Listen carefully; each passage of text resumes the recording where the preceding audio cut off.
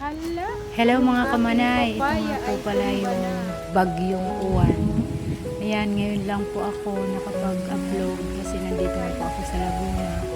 Nung nasa Bicol po ako, halos hindi po ako makapag-upload talaga kasi halos 1 month po kaming walang maayos na wifi kasi nagkanda-giba-giba po yung mga PLDT na mga wire, tapos yung signal wala po, kaya halos ngayon lang po talaga ako mag-upload ng aking kubo mga kamanay, at saka yung aking sa mga paligid, sa mga tinatamnan ko, yan na po yung nangyari, kaya very late upload na po talaga, kaya pasensya na po.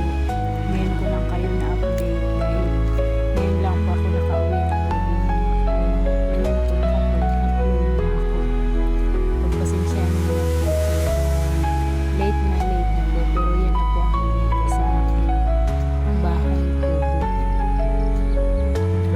Pati yung taniman ko, pati mga saging, mga tumba, tapos ayan na po. Kaya nung after bagyo naman po, naging busy po ako kasi pinapagawa na po namin yung bahay bakasyonan namin para po tuwing babagyo po, mayroon na po kaming kung baga safe po kami, kasi yung kubo po namin, nakita nyo naman, binalot lang ng trapal.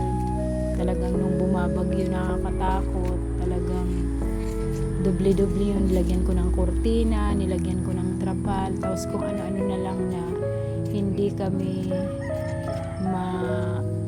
nung hangin mapasok. Talagang sobrang ang lakas po ng bagyo.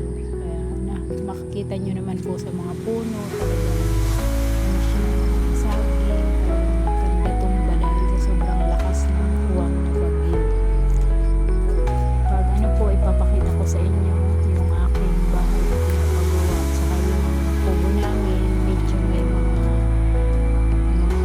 i-repair doon kasi yung mga sahig na medyo na rin siya, tapos yung bubong talagang nabaliktad siya ng bagyo, kaya nilagyan din namin ng trapal yung ibabaw ng kubo. Talagang sobrang lakas. Ayan yung mga saging, kumbaga ang dami sanang bunga, mga bubot pa siya, sayang. Yung mga mangga namin halos lahat tumba mga kamanay, kaya sana bigyan niyo ako ng malawak na pangunawa bakit ngayon lang ako nakapag-upload. Sana po wag kayong magsasawa na panoorin ang aking vlog at saka yung video ko po.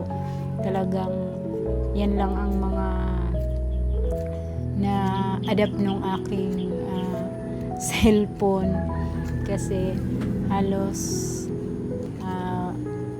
hindi na full storage na po ako. This is my kubo. Kaya yan lang po ang aking nai-upload. Tingnan nyo naman ang loob ng aking kubo. Talagang yung washing ko nga nakarating dun sa kabila. Ayan, kita nyo naman yung mga net sa kubo namin, yung mesa, ayan, nagkanda buwal-buwal talaga yan. Pero thanks God pa rin kasi iningatan kami ng Panginoon.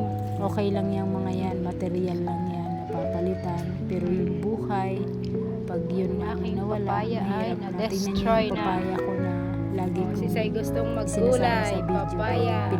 Pinamigay ko na lang yung kamanay.